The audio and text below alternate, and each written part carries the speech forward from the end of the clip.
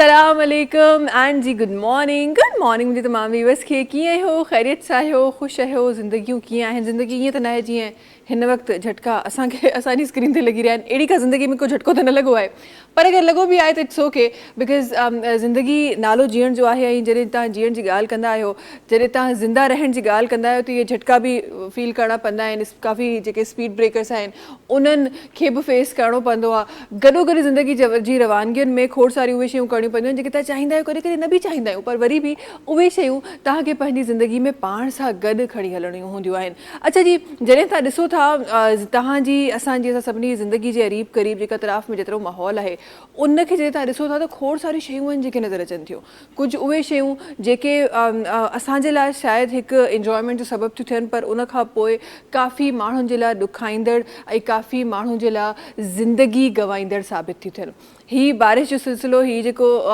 जेको मॉनसून जो सीज़न जो सिलसिलो जेको हली रहियो आहे जेके स्पेल्स जो सिलसिलो हली रहियो आहे तव्हांजे मुंहिंजे लाइ जेके हिन वक़्तु आराम सां असां कंहिं लाउंज में टीवी लाउंज में वेही असां आराम सां टीवी बि ॾिसी रहिया आहियूं किथे शायदि असां ड्राइव करे रहिया आहियूं के ॾाढे ज़बरदस्त रोड ते असां ड्राइव करे रहिया आहियूं के वॾे शहर में असां वेठा आहियूं असांजे लाइ शायदि हीअ हिकु इंजॉयमेंट जो ज़रियो आहे असांजे लाइ शायदि हिकु हैप्पीनेस जो ज़रियो आहे बट एक्चुअली काफ़ी पाकिस्तान जा उहे कॉर्नर्स आहिनि जिन में हीअ ॾाढो तबाही कुन हिकु जेका मंज़र आहिनि उहे पेश करे रहियो आहे काफ़ियुनि जॻहियुनि ते उहे क़ीमती ज़िंदगियूं जेके शायदि कॾहिं कॾहिं इदारनि जी लापरवाही जे करे कॾहिं कॾहिं असांजी पंहिंजी लापरवाही जे करे असां गवाए वेंदा आहियूं ही उहे ॻाल्हियूं आहिनि जेके नंढियूं नंढियूं असां हर रोज़ु तक़रीबन रिपीट कंदा आहियूं असां हर रोज़ु जंहिंजे बारे में ॻाल्हाईंदा आहियूं न सिर्फ़ु असांजा तमामु जेके न्यूज़ चैनल्स आहिनि उन्हनि ते असां ॿुधंदा आहियूं असां अक्सर पंहिंजे वॾनि खां ॿुधंदा आहियूं ख़बर न आहे वरी बि असां जेसिताईं पाण उन शइ खे एक्सपीरियंस न कयूं तेसिताईं असांखे उहा ॻाल्हि सम्झ में कोन ईंदी आहे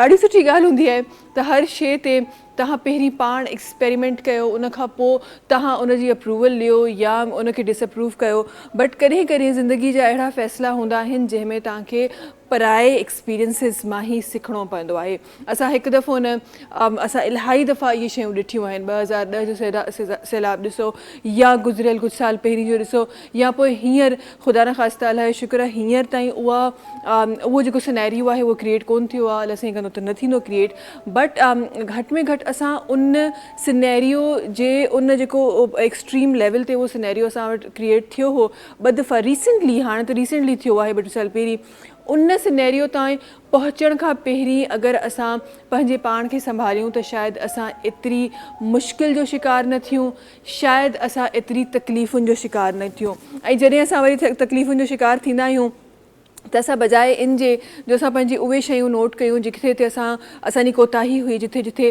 असां किथे ग़लती करे वेठा हुआसीं जिथे जिथे असां ध्यानु न ॾिनो असां इल्ज़ाम जेके तमामु आहिनि उहे असां ब्लेम गेम करण सां स्टार्ट करे छॾींदा आहियूं असां चवंदा आहियूं त फलां जे करे थियो आहे त हीअं न थियो आहे हूअं न थियो आहे हिन हीअं करे छॾियो हुन हीअं करे छॾियो बेशक त इदारनि जी ज़िमेदारी आहे बेशक त शयुनि खे ॾाढो स्मूथली मैनेज हुजणु खपे बरसाति न सिर्फ़ु पाकिस्तान में दुनिया भर में थींदी आहे दुनिया भर में असां वर्स्ट सिनेरियोज़ बि ॾिसंदा आहियूं असां ॾाढो असां ख़ुशी सां असां ॾाढो हिकु प्राउडली हिकु ॻाल्हि चवंदा आहियूं त जी ही फलां जेका कंट्री आहे उहा हीअं आहे फलां जेका कंट्री आहे उहा हीअं आहे असां हमेशह कंपैरिज़न ते ईंदा आहियूं उहे डेवलप कंट्रीज़ बि कॾहिं कॾहिं अहिड़ियुनि मुश्किलातुनि जा शिकार हूंदा आहिनि पर जेको प्लस पॉइंट उते हूंदो आहे उहो इहो हूंदो आहे त असांजा जेका गवर्नमेंट आहे असांजा जेका इदारा आहिनि असांजा जेके चाहे उहे प्राइवेट हुजनि या गवर्नमेंट इदारा हुजनि असांजी जेका सरकार आहे जेका गवर्नेंस आहे उन्हनि जो ऐं अवाम जो जेको ताउन आहे उहो नज़र ईंदो आहे असां उल्टे पैर हलंदा आहियूं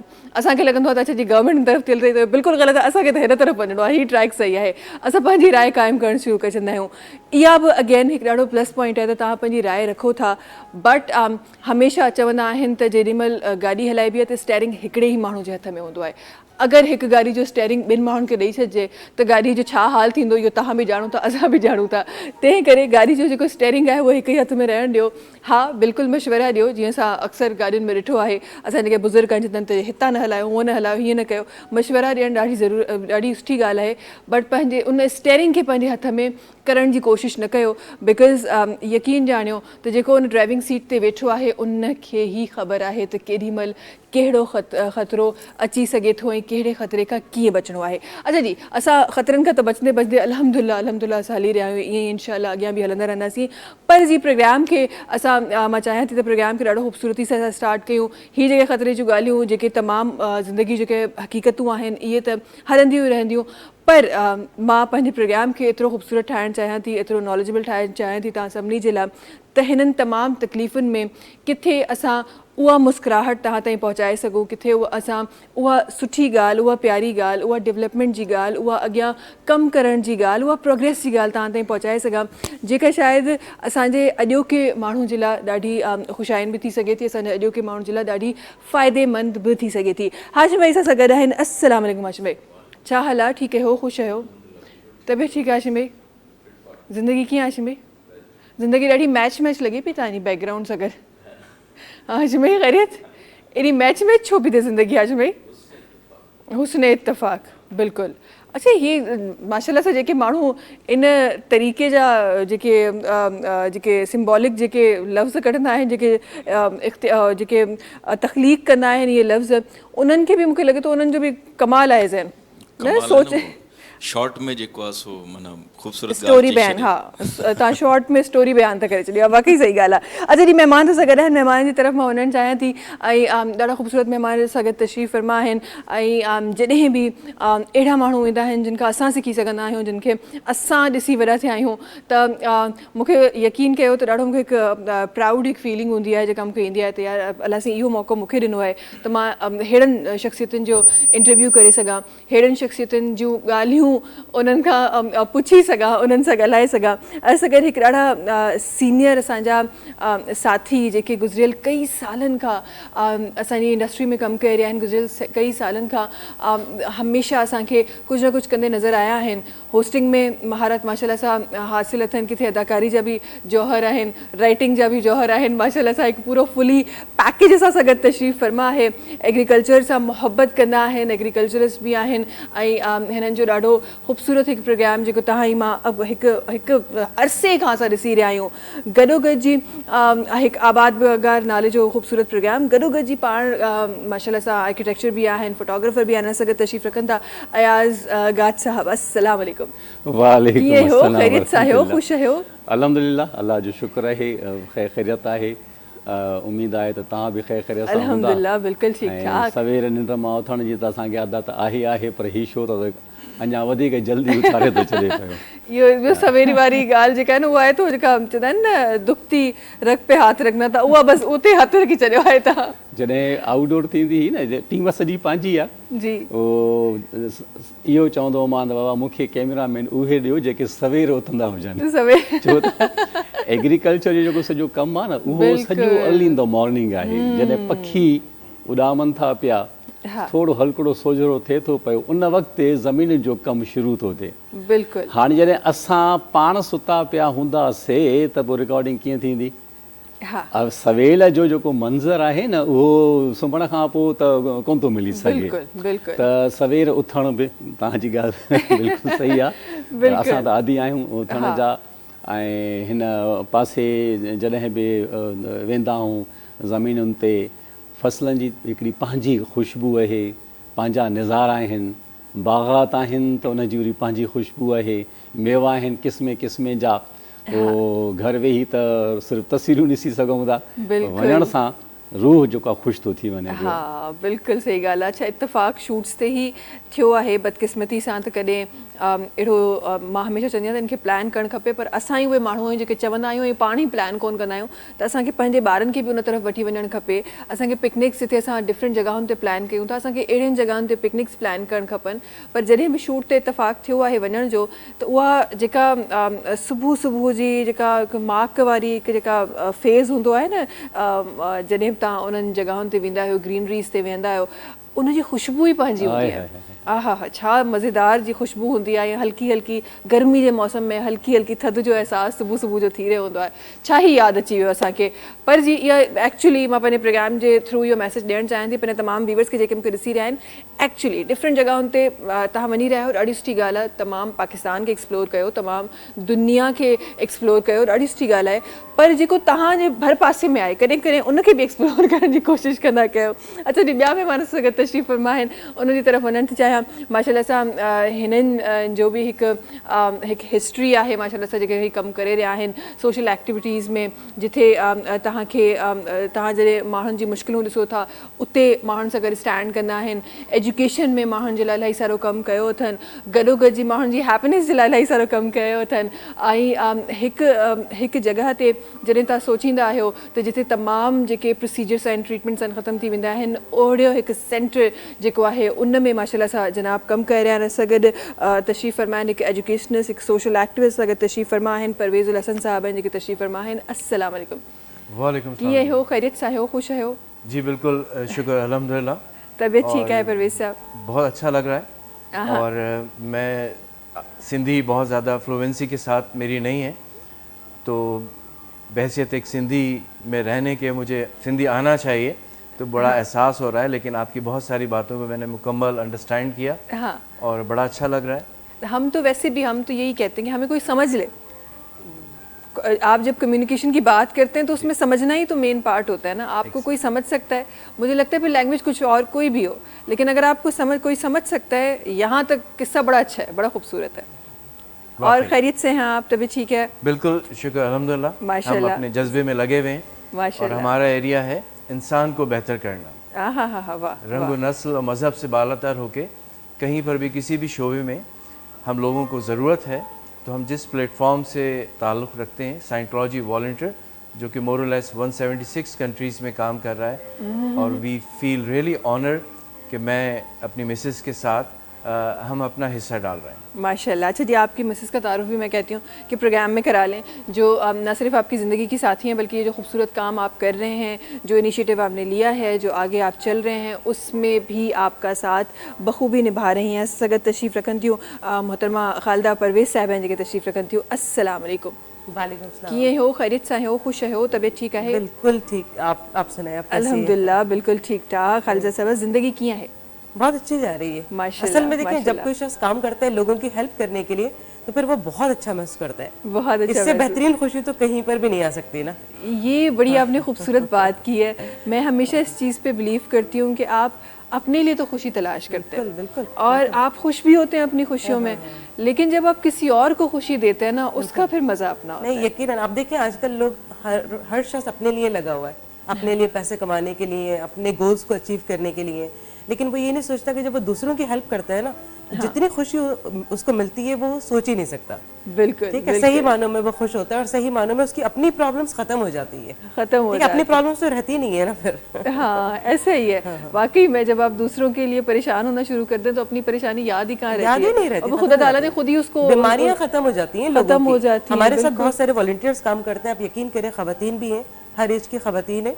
और कुछ खवातीन कहती हैं कि हम घर में जब रहते हैं पूरा दिन भर, तो हम कभी कमर में दर्द हो रहा है, कभी सर में दर्द हो रहा है, कंटिन्यूसली ये चलता है। लेकिन जब वो हमारे साथ आकर काम करती हैं दिन भर, तो कहती है हमें याद भी नहीं था कि हमें कोई दर्द था। वाह, ठीक है, हम इतना अच्छा महसूस कर रहे हैं। वाह जी वाह, ज़बरदस्त ज़बरदस्त, ये तो बड़ी खूबसूरत बात है। अच्छा, सबसे पहले तो ये जो आगे बढ़ने से पहले मैं ज़रा आप दोनों से सवाल करना चाहती हूँ कि माशाल्लाह से आप दोनों एक साथ बहुत ही अच्छा काम कर रहे हैं, एक साथ हमेशा नज़र आते हैं। अच्छा, घर की तो कहानी, वो कहते हैं ना कि कहानी घर घर की, तो हर घर की यही कहानी होती है कि जो हमारी फीमेल मेंबर होती हैं उनको बॉस कहा जाता है। ज़रा इदारे में तो बताएं कि इदारे में क्या हाल है, कि किस तरह जब आप दोनों एक साथ काम कर रहे होते हैं तो फिर कौन लीड कर रहा होता है? पेपर वर्क नहीं है, मतलब हकीकतन कौन लीड करता है? परवेज़ साहब, बड़ी गहरी सोच में चले गए आप। सीक्रेट आपने पूछ लिया। बात निकलेगी तो बहुत दूर तक जाएगी, लेकिन हम करीब से वापस यू टर्न मारना चाहते हैं, करीब से दूर तक ना जाइएगा। सच ये है कि दुनिया का कोई भी रिलेशनशिप हो, वो हो नहीं सकता कि वहाँ पर इख्तलाफ नहीं हो। ठीक है, तो हम जिस टेक्नोलॉजी से वाबस्ता हैं उसमें एग्जैक्टली, चाहे वो एक मैरिटल कपल हो, चाहे वो बिजनेस पार्टनर्स हो, कोई भी रिलेशनशिप हो, इसमें कुछ ऐसे टूल्स हैं जिसमें बताया गया है کہ زندگی بہت اچھے طریقے سے گزاری جاتی ہے کہ جہاں پر مل کر چلتے ہیں، اور پرفیکٹ کوئی بھی نہیں ہوتا ہے. تو سم ٹائم یہ سینئر ہو جاتے ہیں اور آنیسٹلی سم ٹائم میں سینئر ہو جاتا ہوں. تو دونوں نے اس بات کی مکمل اتھارٹی دی ہوئی ہے کہ کہیں پر کوئی گڑبڑ ہو تو اس کو ایکسیپٹنس کریں، اور کہیں پر اپنا role play as a senior کے طور پر کرنا ہے تو وہاں پر کہنے میں کوئی ہیزیٹیٹ نہیں کرے. کیونکہ ریلیشن شپ میں ہم سب سینئرز اس بات کو سمجھتے ہیں کہ مسائل وہاں سے شروع ہوتے ہیں جہاں پر ہم کمیونیکیٹ کرنا بند کر دیتے ہیں یا کم کر دیتے ہیں. بالکل بالکل، بڑا پولیٹیکل جواب دے دیا پرویز صاحب نے ویسے تو، لیکن اچھا جی بریک کی طرف بنوں تھا. یہ مذاق مستی ہوئی یہ خوبصورت گالی پروگرام میں ہلندی ہوئی رہندی ہوں. وقت ہے بریک جو تھا ہم ملاقات کیوں تھا ننڈی کمرشل بریک کھا پوئے.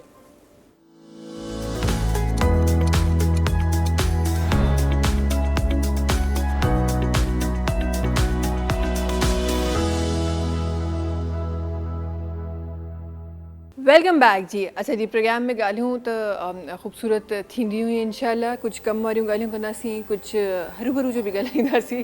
असां छा कयूं, ऐं सभु असांजी सीट जो जेका रिस्पॉन्सिबिलिटी आहे उहा इहा बि आहे त हरू भरू जो बि केॾी महिल ॻाल्हाइणो पवंदो आहे. ईअं ई आहे. इहो हरू भरू न चइबो आहे हिनखे. हा, हिनखे इहो चइबो आहे त जेको असीं ॻाल्हायूं था उन जो कुझु मतिलबु निकिरे थो. हा, ऐं ख़ाली ख़ामोशी बि सुठी ॻाल्हि हूंदी आहे, पर हर दफ़े ख़ामोशी जेका न उहो मायूसियुनि जो शिकार कंदी आहे. ॻाल्हाइण सां माहौल जे अंदरि जेको हिकिड़ो करंट डेवलप थी वेंदो आहे, माण्हू फुर्तीलो थी वेंदो आहे. ऐं ॻाल्हाइण त उहा शइ आहे. माण्हू चवंदा आहिनि त ॻाल्हाइजे उहो ॻाल्हाइजे जेको अॻिले खे सम्झ में अचे. तव्हांजा लफ़्ज़ एॾा क्लियर हुजनि, तव्हांजा आइडिया, तव्हांजा ख़्याल एॾा क्लियर हुजनि जो अॻिलो माण्हू उनखे इंजॉय करे, उन मां जेको आहे सो महसूसु थिए. उन ॻाल्हाइण मां हुनखे अहिड़ी का शइ मिले जेका अॻिते वधण जो हिकिड़ो ज़रियो पैदा थी वञे. त ॻाल्हाइण तमामु सुठी ॻाल्हि आहे. न ॻाल्हाइबो चवंदा यार ॻाल्हाए कोन थो पियो, सुबुह खां वेठो आहे त ॻाल्हाए कोन थो. ॻाल्हाइण सुठी ॻाल्हि आहे. पावर मूंखे हाशिम भाई तरफ़ वञिणो, पर ॻाल्हाइण जी ॻाल्हि थी आहे त असां में ज़रूरु मां पुछणु चाहींदमि त अक्सर मां ॾिठो आहे उहे माण्हू जेके स्क्रीन जे साम्हूं ॾाढो सुठो ॻाल्हाईंदा आहिनि, ॾाढा गुड स्पोकर्स हूंदा आहिनि, पर स्पीकर्स हूंदा आहिनि, पर कॾहिं कॾहिं जेॾी महिल तव्हां उन्हनि खे पर्सनल लाइफ में ॾिठा आहियो ॾाढा ख़ामोश तबियत, ॾाढा कंज़र्वेटिव माण्हू नज़र ईंदा आहिनि. छा हिते बि इहो ई सिलसिलो आहे? न, हिते मूं वटि त अहिड़ो सिलसिलो कोन्हे को. बाक़ी ईअं आहे त असां चवंदा आहियूं त मौली साहब खे माइक ॾेई छॾियो ऐं पोइ असांखे ॾेई छॾियो त पोइ असां ॻाल्हाईंदासीं. ठीकु आहे, छो त ॻाल्हाइण जा पैसा था वठूं न असां. इहा सही ॻाल्हि आहे. उहा जेको नथा ॻाल्हाइनि त उहे कंजूस आहिनि न. हाणे ॻाल्हाइण जा पैसा थोरी था लॻनि पिया. सुठो ॻाल्हाईंदो त हिननि दोस्तनि वांगुरु तव्हांखे मार्केट में जो इज़त मिलंदी. तव्हां सुठो ॻाल्हायो था, घुमी फिरी किथे बि तव्हां आहियो, तव्हांखे घुराए ऐं हिते विहारो थो वञे, बाबा हीअ असांखे खपे जेको महेश, उहा सुठो ॻाल्हाईंदी आहे ऐं सुठो प्रोग्राम कंदी आहे. त ॻाल्हाइण मां इलाही शयूं निकिरनि थियूं. ॻाल्हि ॾिस न, ॻाल्हि आहे जेका ज़बान मां निकिरी कंहिंजे दिलि ते पहुचे. ॻाल्हाइण सां हिकिड़ो माण्हू मायूस वेठो आहे, जेकॾहिं तव्हां ॻाल्हायो था, हुनखे दिलिजाए ॾियो था, हुनजो आथत बणिजो था, त ज़ाहिर आहे उहो वरी तव्हांजो मुरीद थो थी वञे. सुठो ॻाल्हाईंदो त तव्हांजो मान अञा वधंदो, ऐं वरी हुनजे फ़ाइदे लाइ ॻाल्हाईंदो त हू तव्हां ॾे छिकिजी ईंदो. छो त नुक़सानु केर बि बर्दाश्त नथो करे न. तव्हां नुक़सान वारियूं ॻाल्हियूं कंदो, चवंदा छॾे हिनखे कंहिंजे पुठियां पियाऊं, वक़्तु बि थो ज़ाया करे, पैसो बि ज़ाया थो थिए पियो. त ॻाल्हाइण सुठी ॻाल्हि आहे. सुठो ॻाल्हाइजे, सुहिणो ॻाल्हाइजे, सम्झी ॻाल्हाइजे. ख़ामोशी अकुलमंदी जी निशानी आहे. जेकॾहिं मौला अली मुश्किल कुशा जो फरमान खे असां वठूं, पर कहिड़ी जॻह ते ख़ामोशी जेका सो कमु कंदी ऐं कहिड़ी जॻह ते ॻाल्हाइणु घुरिजे. ॻाल्हाइण जा बि वक़्त हूंदा आहिनि. महफ़िल तव्हांजी अहिड़ी आहे जिथे तव्हांजा तमामु सुरीला समझदार माण्हू वेठा आहिनि, उते तव्हांखे तोरे तके ॻाल्हाइणु घुरिजे. छो ज़बान तव्हांजो तालो आहे. हीरनि जी खाण बि आहे त कोयले जी जेका सो मंडी बि आहे, उहो तव्हांजे ॻाल्हाइण सां ख़बर पइजी वेंदी आहे. बिल्कुलु बिल्कुलु, इहा वाक़ई ॾाढी गहरी तव्हां ॻाल्हि कई आहे त असां माण्हू खे कॾहिं कॾहिं असां वटि त उहे सियाणा बि आहिनि जेके हिकु नज़र में बि परखे वेंदा आहिनि माण्हुनि खे, पर एक्चुअली जेको माण्हू जी सही हक़ीक़त ख़बर पवंदी आहे, हुनजे लफ़्ज़नि सां ख़बर पवंदी आहे, हुनजे ॻाल्हाइण मां ख़बर पवंदी आहे. अच्छा जी, जॾहिं तव्हां ॻाल्हायो था त तव्हांजी जेके ॻाल्हियूं आहिनि उहे बि माण्हुनि जे दिलि ते लहंदियूं आहिनि ऐं माण्हुनि जे दिलि ते किथे छाइजी वेंदियूं आहिनि. उते के आवाज़ूं बि हूंदियूं आहिनि जिनखे माण्हू घुरंदो आहे ऐं जिन आवाज़ुनि खे एक्चुअली दिलि चवंदो आहे ॿुधण ते. हाशिम भाई तरफ़ ईंदासीं. हाशिम भाई, इहा मुंहिंजी आवाज़ नहीं, असांजे नाज़रीन जी आवाज़ ही, उन्हनि जा लफ़्ज़ हुआ जी.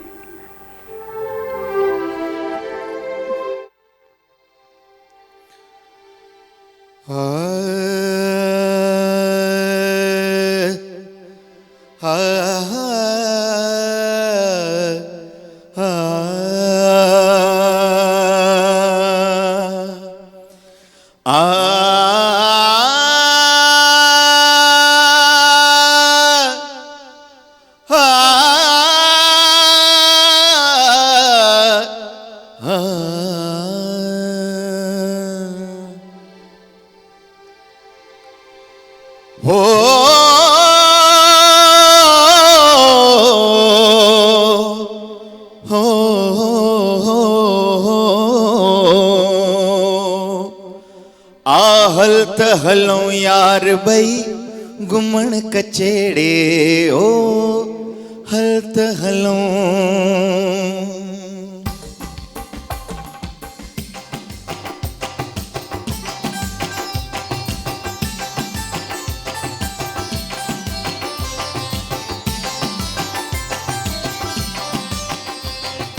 हलत हलों हलत हलों यार बई घुमण कचेड़े ओ हलत हलों तितर जिते यार बोलन शाम सुबुणे तितर जिते यार बोलन शाम सुबुणे हलत हलों हलत हलों यार बई घुमण कचेड़े ओ हलत हलों हलत हलों यार बई घुमण कचेड़े ओ हलत हलों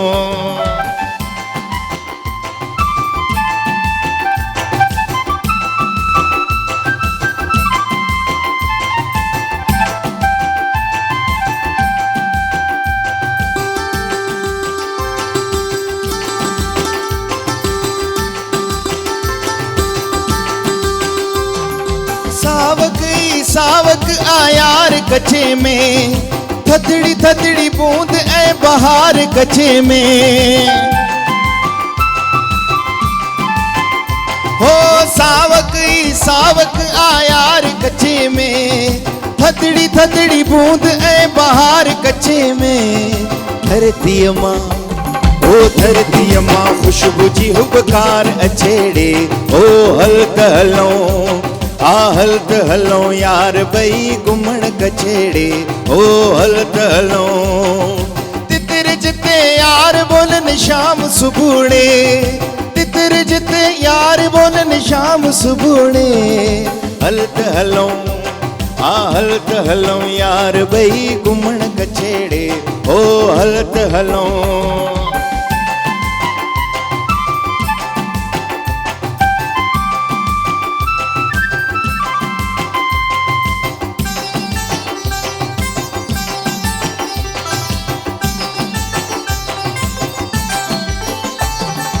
रोज़ था मलाह जिथे बेड़ियूं हलाइण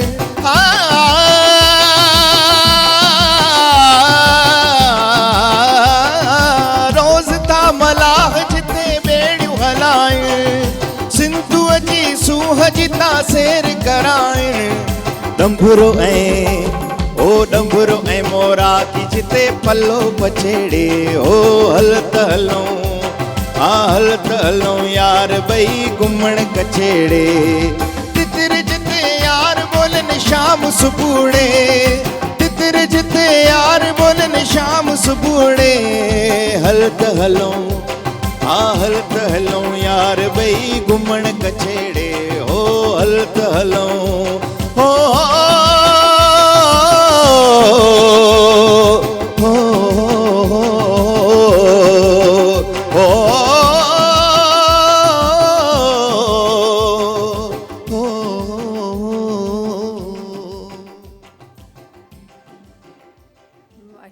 ज़बरदस्त ज़बरदस्त ज़बरदस्त असां सिर्फ़ु ॻाल्हियूं पिया कयूं हाशिम भाई त मूंखे लॻे थो पहुचाए वापसि वठी आया सरो कचे वठी वियो पखियुनि जे ॿोलियुनि में वठी वियो जेको आहे न मूंखे वञी गाने जी तरफ़ वठी आहे वठी पाई विया ओहो हाणे ये डिसाइड करना ज़रा मुश्किल हो रहा है यहाँ पे कि पहले मुर्गी आई कि पहले अंडा आया तो हम इस पे नहीं जाते अच्छा आपकी तरफ ज़रा सा आना चाहती हूँ और हम बहुत सारा काम अपने बखूबी आप लोग अपनी रिस्पॉन्सिबिलिटीज़ निभा रहे हैं बहुत सारी जगहों पे काम कर रहे हैं ڈرگ سیویئرس کے لیے بھی آپ لوگ بہت سارے اقدامات ہیں جو ایز اے ڈرگ سیویئر آپ کر رہے ہیں, اور ہمارے وہ سروائیورس جو آج کل مجھے لگتا ہے ڈرگ ایک ایسی چیز ہو گئی ہے جو ہر کسی کی پہنچ میں. پہلے تو ہم جب ڈرگ کا نام لیتے تھے, آئی ریممبر میرے بچپن میں ڈرگ کا نام لیتے تو ہمیں لگتا تھا ایسے کوئی پتہ نہیں کوئی اچھوت چیز کا ہم نے نام لے لیا ہے. آج کل ہر انسان کی پہنچ میں ہے, اس کی ایکسیسیبلٹی اتنی بڑھ گئی ہے.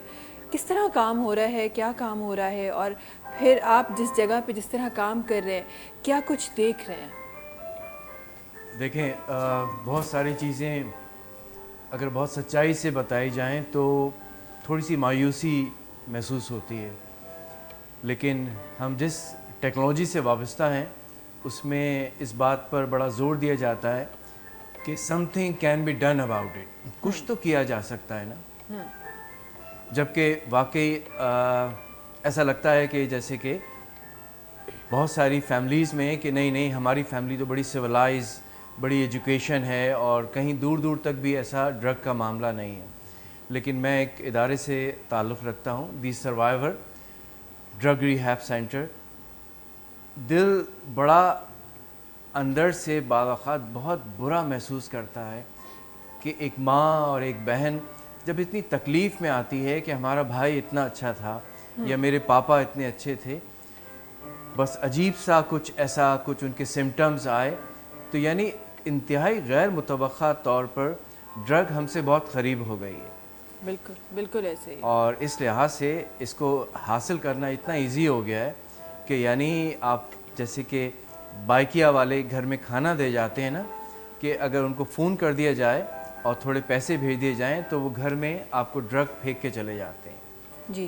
تو اس لحاظ سے دیکھیں ڈرگ جو ایڈکٹ اگر ہو گیا ہے نا تو بلا شک و شبہ اس پہ کام کرنے کی ضرورت ہے, کیونکہ شروع میں تو بڑا مزہ اس کو آ رہا ہوتا ہے, لیکن یہ جو مزہ ڈرگ کا ہے نا یہ صرف شروع کے کچھ ہفتے مہینے کا ہے. اس کے بعد اس کی وہ ضرورت بن جاتا ہے کہ وہ نہ کرے تو اس کے فزیکلی اور مینٹلی وہ اس قدر تکلیف میں ہوتا ہے کہ اب اس کو ڈرگ لینا لازمی مجبوری بن جاتی ہے. تو اب ہم اس کو مینلی یہ کہتے ہیں کہ جہاں ڈرگ ایڈکٹ پر کام کیا جائے اس سے کہیں زیادہ ڈرگ اویئرنیس پر پروگرام کیا جائے. بالکل. ہمارے بہت سارے بچے اسپیشلی وہ بڑا ان کو ضرورت ہے کہ ڈرگ کی اویئرنیس دی جائے کہ بظاہر بڑا سنسیشن, کوئی پارٹی, کوئی پکنک یا جسٹ ایک ایکسپیریمنٹ کے طور پر جو ہم کر رہے ہیں اس کے کانسیکوینس کیسے ہیں, تو اس پر ہم جتنا کام کریں کم ہے. پلس مجھے لگتا ہے کہ ہم اویئرنیس سیشنز کی جب بات کرتے ہیں تو ہمارے پاس ایک نیچر ہے کہ جب بھی کوئی ایسی چیز ہوتی ہے ہم فوراً سے اپنے بچوں کو وہاں سے ہٹا دیتے ہیں کہ نہیں جی ایسی کوئی بات نہیں کرنی, بچوں کے ذہن پہ یہ آ جائے گا, بچوں کے ذہن پہ وہ آ جائے گا. ہم بجائے اس کے کہ بچوں کو بٹھا کے اس کے بارے میں بتائیں, اس کے بارے میں ڈسکس کریں, اور شاید میں غلط ہوں لیکن کافی جگہوں پہ آپ کو ان کو ایکسپیرینس بھی اپنے سامنے کرانا ہوتا ہے کہ یہ بھئی یہ چیز ہے, یہ کوئی بڑی چیز نہیں ہے. لیکن ہم اپنے بچوں کو ان چیزوں سے بڑا دور کر دیتے ہیں کہ نہیں جی اس کے بارے میں بات نہیں کرنی, اس کو دیکھنا نہیں ہے, اس کو کرنا نہیں ہے. اور پھر جب ان کو معاشرتی طور پہ وہ چیزیں مل رہی ہوتی ہیں تو ان کو لگتا ہے کہ اچھا جی اماں ابا نے تو, ہمارے پاس تو ہیومن نیچر ہے نا کہ اماں ابا نے منع کیا تو ضرور اس کے پیچھے کوئی راز ہوگا, کوئی چیز ہوگی, اس کو ذرا چیک کرنا چاہیے. تو مجھے لگتا ہے ہمیں اپنے گھروں سے بھی یہ اویئرنیس اسٹارٹ کرنی چاہیے, ہمیں اپنے گھروں میں بھی یہ ساری باتیں کرنی چاہیے. صحیح بات ہے. اصل میں آپ کو بتاؤں کہ بچے ڈرگ کی طرف جاتے کیوں ہیں, اصل سوال یہ. اور آپ کو پتہ ہوگا کافی حد تک سبھی لوگ جانتے ہیں کہ واحد وجہ ڈرگ کی طرف جانے کی یہ ہے کہ گھر میں کمیونیکیشن نہیں ہوتی, بات چیت نہیں ہوتی. بالکل. ٹھیک ہے. دوسرا چیز یہ کہ وہ اپنے مسئلوں سے بچنا چاہتے ہیں, سامنا نہیں کر پاتے. جب کنفرنٹ نہیں کر پاتے, سامنا نہیں کر پاتے تو ان کو کوئی آسان راستہ چاہیے ہوتا ہے, تو ایزی راستہ مل جائے. ڈرگ کھا کر سو گئے تو اب کافی دیر تک مسائل ڈسٹرب نہیں کریں گے ہمیں. تو ہم بیسکلی ہمارا ادارہ کیا کرتا ہے, ہمارے پاس ایسے کورسز بھی ہوتے ہیں کہ جو لوگوں کی کمیونیکیشن اسکلز اور کنفرنٹ کو بہت زیادہ بہتر کرتے ہیں, اسٹرانگ کرتے ہیں. آپ یقین کریں ادارے میں ایک جو ادارہ چلا رہے ہیں ڈرگ کا, تو اس میں ایسی خواتین آتی ہیں, بڑی حیرت ہوتی تھی شروع میں تو ہم لوگوں کو بھی. تو انہوں نے بتایا کہ بچہ 13 سال کا ہے, 3 سال سے ڈرگ پر ہے, 4 سال سے ڈرگ پر ہے. ان کا کہنا یہ تھا کہ ہمیں ابھی پتہ چلا. تو ہم اتنا حیران تھے کہ آپ کو ابھی کیسے پتہ چلا, کیا کر رہے تھے آپ اتنے ٹائم تک. تو بچوں سے کمیونیکیشن نہیں کی جاتی, ٹھیک ہے, ان کو سنا بھی نہیں جاتا, ٹائم نہیں دیا جاتا, सब बिजी हैं, वो अपने गेम में बिजी हैं, मोबाइल में बिजी हैं, आप अपने मोबाइल में चीज़ों में बिजी हैं। तो सिर्फ अगर कम्युनिकेशन करें और नज़र रखें ना, तो वो फ़ौरन डिटेक्ट कर सकते हैं कि कोई गड़बड़ है, बच्चा कुछ अपसेट है, स्कूल से परेशान होकर आया है। और अगर उससे सुन लिया जाए, ये सिंपल सी काउंसलिंग होती है जो पेरेंट्स खुद भी सीख सकते हैं, जो बहुत आसान है, और इसमें कोई यानी कोई नई चीज़ नहीं है, कोई ऐसी चीज़ नहीं है जो हमने माजी में नहीं की। पास्ट में ऐसे ही होता था, पेरेंट्स बैठकर बातचीत करते थे, डिस्कस करते थे, खाने साथ खाए जाते थे, ठीक है, उसी वक्त काउंसलिंग हो जाती थी, कोई गड़बड़ होती थी तो अब ये चीज़ कम होती जा रही है, जिसकी वजह से ड्रग बढ़ती चली जा रही है। बिल्कुल बिल्कुल। प्लस न सिर्फ बातचीत, लेकिन पेरेंट की एक नज़र भी होती थी बच्चे के ऊपर। बिल्कुल ज़रूरी है। स्कूल जा रहा है तो क्या लेके जा रहा है, वापस आ रहे हैं तो क्या लेके आ रहा है, किस फ्रेंड से बात कर रहा है, किसके साथ उठता बैठता है, कितना खाना खाता है, कितना नहीं खाना खाता। अब ये सारी, मुझे लगता है ये सारी चीज़ें खत्म हो गायब हो गई गई हैं। इसी वजह से तो प्रॉब्लम्स बढ़ रही हैं मुसलसल, है ना। बच्चा देखे, कौन बच्चा चाहेगा कि मैं ड्रग में जाऊं? बिल्कुल, कोई भी नहीं चाहेगा, बिल्कुल, है ना, कोई बड़ा भी नहीं चाहेगा। लेकिन ये कि उसको सुना ही नहीं गया, तो उसने आसान तरीका ढूंढ लिया। वो सामना नहीं कर पाया, तो उसने सोचा कि इजी सोल्यूशन ये है कि किसी को बताना ही नहीं पड़ेगा और मैं अच्छा महसूस करूंगा। हाँ, है ना। बिल्कुल। तो ये जो कम्युनिकेशन है ना, ये बहुत बहुत इंपॉर्टेंट है। हम भी सेमिनार्स करते हैं, पेरेंट्स के लिए भी करते हैं, टीचर्स के लिए भी करते हैं, बच्चों के लिए भी। तो हम उनको ये अवेयरनेस देते हैं कि अपनी कम्युनिकेशन स्किल्स को बेहतर करें आप, ठीक है। इसके ऊपर जितना ज़्यादा काम हो जाए, उतना ज़्यादा प्रॉब्लम्स माशरे से कम होती चली जाएंगी। इंशाल्लाह इंशाल्लाह। और ज़रूर वो वक्त ईंदो जंहिं टाइम ते हींअर जंहिं प्रॉब्लम्स खे असां कोट करे रहिया आहियूं, उन्हनि प्रॉब्लम्स जा सोल्यूशन असां ॻाल्हाए रहिया हूंदासीं, ऐं माज़ी जी इहे ॻाल्हियूं करे रहिया हूंदासीं त पहिरीं बार हीअं हूंदा, पर हाणे न आहे। कॾहिं उहो दौर इंशाल्लाह ज़रूरु ईंदो। तव्हांजी तरफ़ अचणु चाहींदमि सभु थोरो सो मां ॼाणणु चाहियां थी तव्हांखे त हीउ जेको प्रोग्राम, जेको नालो, हिकु जेको तव्हांजे नाले सां गॾु हिकु सुञाणप आबादगार जी, इन प्रोग्राम जी कामयाबी जो राज़ मूंखे ॿुधायो। प्लस माशाल्लाह सां तव्हांजो नालो जिथे ईंदो आहे न, मां हमेशह चवंदी आहियां त जॾहिं तव्हां को अहिड़ो प्रोग्राम कंदा आहियो, को अहिड़ो कैरेक्टर कंदा आहियो हिकु एक्टर जे तहत, को अहिड़ो ड्रामो कंदा आहियो हिकु डायरेक्टर जे तहत, जंहिं खां वधीक उन जो नालो हुजे, त मुंहिंजे ख़्याल में उहा तव्हांजी सभिनी खां वॾी कामयाबी हूंदी आहे। आबादगार बि कुझु ईअं ई आहे, तव्हांजे नाले सां गॾोगॾु आबादगार ज़रूरु हर ज़ुबान ते ईंदो आहे। हिन जी कामयाबी जो राज़ छा आहे? मां सम्झां थो त उस्तादनि जी उस्तादी बि आहे।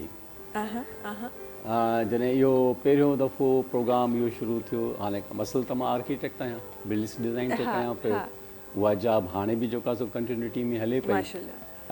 टीवी ते जॾहिं आबादगार जो कॉन्सेप्ट आयो हुयो, त असांजो प्रोड्यूसर जेको आहे अल्ताफ़ सुमरो साहिबु, अलाह उनखे जन्नत नसीब करे, उन जे करंट अफेयर प्रोग्राम में मां स्क्रिप्ट लिखंदो हुउसि ऐं वॉइस ओवर डॉक्यूमेंट्री जे पोयां आवाज़ु जेको ईंदो हुयो। उहा ॻाल्हि कई न त आवाज़ु जेको आहे हर जॻह ते जेको आहे सो कामयाब बि करे थो। ऐं पोइ त उन्हनि चयो त यार आबादगार प्रोग्राम शुरू थिए थो पियो, तुंहिंजो छा ख़्यालु आहे, मतिलबु तूं कंदे? मां चयुमि त ॻोठनि सां तालुक़ु आहे, ज़मीनुनि सां तालुक़ु आहे, ख़बर आहे, अञा बाक़ी इहो कीअं थींदो, छा थींदो, इहा मूंखे ख़बर न आहे। चई उहो रस्ता तोखे असां ॿुधाईंदासूं, तूं इहा दिलि ॿध त कंदे इहो प्रोग्राम। मां छो न कंदुसि प्रोग्राम, बिल्कुलु कंदुसि। पोइ इहो प्रोग्राम जॾहिं उन्हनि मूंखे ॾिनो हुयो, त आर्किटेक्चर ऐं एग्रीकल्चर में वॾो फ़र्क़ु आहे न। ही एग्रीकल्चर त पूरी जेको आहे PhD लेवल जो जेको फ़न आहे, आर्किटेक्चर बि PhD लेवल जो फ़न आहे। पोइ जॾहिं इहो प्रोग्राम मिलियो ऐं इन जा किताब मां पढ़णु शुरू करे ॾिना, सिंधी में सभु किताब हुया, किताबचा हुया, रिसाला हुया, मैगज़ीन हुया, ऐं जेके सुठा जेके राइटर आहिनि उन जा जेके हैंडबुक हुया, उन्हनि खे जॾहिं मां स्टडी कई, मुंहिंजी यार वाह वाह, मूंखे यादि अची वियो। पोइ त असां कराची हुयासीं, मां लाड़काणे जी ॻाल्हि थो कयां, त लाड़काणे में असांजी ज़मीन हूंदी हुई 60 एकड़, ठीकु आहे। उन 60 एकड़ ज़मीन में जो कंहिंसे कणिक बि लॻंदी हुई ऐं सारियुनि ॿियूं मतिलबु पोखी वेंदियूं हुयूं। उहो बाबा जी 50 मोटरसाइकिल हूंदी हुई, उहो उनजे पोयां मां वेहंदो हुउसि, घरां मज़दूरनि जे लाइ मानी खणी वेंदो हुउसि, जंहिंखे असां लंच चऊं था पिया। पोइ उते जेको रोंबो थींदो हो, उहा ॾिसंदो हुउसि। उन वक़्त जी ॻाल्हि, मूंखे ख़बर न आहे त को अॻिते हली करे मूंसां इहो हाल थींदो। त बेस जेको इहो आहे त पंहिंजे ज़मीनुनि ते मूं पाण कमु कयो हुयो, रोंबा मूं पाण कराया हुआ। बटई जेका आहे जॾहिं लाबारो थी वेंदो आहे, अनु ईंदो आहे, त उहो मार्केट पहुचाइण वारो कमु बि बाबा सां गॾु मूं कयो हुयो। पर मां पढ़ां पियो, बाबा चयो यार हीअ त तूं हिते जेकॾहिं एॾी इंट्रस्ट थो ॾेखारे, पोइ तुंहिंजी पढ़ाई त जेको आहे सो चट थी वेंदी। तूं हीअं करे हिनखे छॾे, मां वेठो आहियां पाण संभालियां, त तूं वञी पढ़, हल हल हल। मां हाणे कराची निकितो आयुसि, पोइ हिते टीवी ते आयुसि, टीवी ते इहा ॻाल्हि त बैकग्राउंड में हुयो त मां 2 ॾींहं ते कमु कयो आहे त इहा मूंखे ख़बर हुई, बाक़ी ख़बर कान आई। ठीकु आहे, पोइ बाबा रखियो ई कोन मूंखे। जॾहिं इहो प्रोग्राम मिलियो ऐं जॾहिं रिकॉर्डिंग ते वियासीं त पोइ उते PhD लेवल जा जेके सीनियर माण्हू आहिनि, जॾहिं फस्ट टाइम मां वेठुसि, डायरेक्टर वेठो आहे तव्हांजो PhD लेवल जो, त मां ॾकंदोसि त मां सां ॻाल्हायां कीअं, छो त मूंखे त ख़बर न हुई न।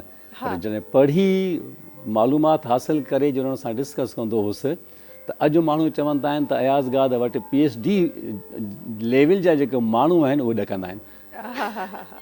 फ़र्क़ु ॾिसो, स्टार्ट मुंहिंजो पाण ॾकण वारो आहे ऐं हीउ सिजण वारो आहे ऐं अंडर प्रेशर आहे। हींअर आउं जेको आहे सो वेठो आहियां त वरी बि एहतियात कंदो आहियां त बाबा हुनजी फील्ड आहे, ज़ारा हुन पंहिंजी तालीम हासिलु करे जेको फन वरितो आहे, त इहो नालो मूंखे मां सम्झां थो त कुदरत जे तरफ़ां मूंखे मिलणो हुयो। टीवी मुंहिंजे लाइ को मसइलो कोन हुई, उस दौर हूंदो हो जो PTV जे गेट खां अंदरि दाख़िल थियणु वॾो मसइलो हूंदो हो। पर अल्हम्दुलिल्लाह अल्लाह साईं मूंखे एतिरी हिमत ॾिनी जो मां पंहिंजे पेरनि ते, पंहिंजे ज़बान सां, पंहिंजे हौसले सां प्रूव कयो त मां इहो कमु करे सघां थो। त उहा इज़त जेका ऐं ॿी आहे त मां जॾहिं प्रोग्राम ते वेंदो आहियां न महेश, त मां बावुज़ू वेंदो आहियां। बावुज़ू जो मक़सदु इहो आहे त माना मुंहिंजी दिलि दिमाग़ सफ़ा साफ़, कंहिं बि क़िस्म जी करप्शन में मां इन्वॉल्व रहियो ई न आहियां, न रहंदुसि। शायदि उन जो ई फल आहे जो नालो मुंहिंजो आहे। ॾाढी ख़ूबसूरत ॻाल्हि, ॾाढी ख़ूबसूरत ॻाल्हि आहे। इन कुझु ॻाल्हियूं अहिड़ियूं हूंदियूं आहिनि जिन जा असर जेके आहिनि उहे ॾाढा ॻाल्हियुनि खां वधीक ख़ूबसूरत हूंदा आहिनि। त हीअ उहा ॻाल्हि हुई जंहिंजो असर हिन ॻाल्हि खां वधीक ख़ूबसूरत हो। इन असर खे मां हिते ई छॾणु चाहियां थी, हिते ई रखणु चाहियां थी पाण सां गॾु। जल्दी सां ब्रेक जी तरफ़ हलूं था नाज़रीन, तव्हां सां मुलाक़ात कयूं था हिन ब्रेक खां पोइ।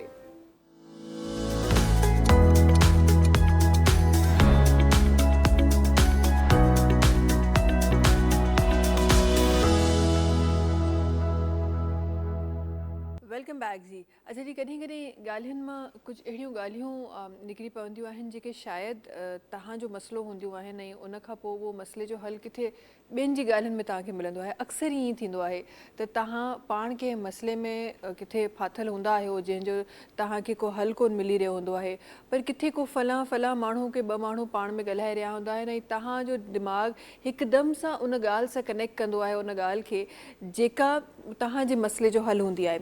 अॼु थोरो सो ऐसा तव्हांजी तरफ़ अचणु चाहींदमि। अॼु थोरो सो मां ॻाल्हाइणु चाहियां थी, हीउ जेको हिकु टाइम शुरू थी वियो आहे, अलाह साईं ख़ैरु करे, पर बारिशुनि जी जेका मुदत असांखे नज़र अचे पई ऐं अनएक्सपेक्टेड, हिकु त एक्सपेक्टेड चइजे था हेतिरी बारिश थींदी। गुज़िरियल ॾींहुं जेका बारिश थी आहे, गुज़िरियल खां गुज़िरियल ॾींहुं आहे बारिश जेका थी आहे एतिरी एक्सपेक्टेड न हुई जेतिरी थी। ऐं उहो रंग कराची जो ॾिठो वियो त कराची जे हिकु साइड ते बारिश बिल्कुलु न हुई, ॿिए साइड ते जेके रोड हुआ उहे बुॾिया पिया, इलाइक़ा मख़सूस हुया त हाणे हिन इलाइक़े में पई, हिन इलाइक़े में न। हा, बादल सेलेक्ट करे उनखे लोकेशन मिलियल त हेॾा वञनि हेॾा न वञनि। सही, इहो बि असां एक्सपीरियंस कयो। अच्छा, कराची में बि हालात ॾाढा बुरा नज़र ईंदा आहिनि, पर मूंखे लॻे थो त बाक़ी जेके असांजा शहर आहिनि, स्पेसिफिकली जॾहिं मां सिंध जी ॻाल्हि कयां, ॿियनि साइड्स बि थिए पियो, पर अगरि मां सिंध ते नज़र विझां त बाक़ी जेके असांजा इलाइक़ा आहिनि, बाक़ी जेके नंढा नंढा शहर आहिनि, ख़तरे में उहे घणा हूंदा आहिनि।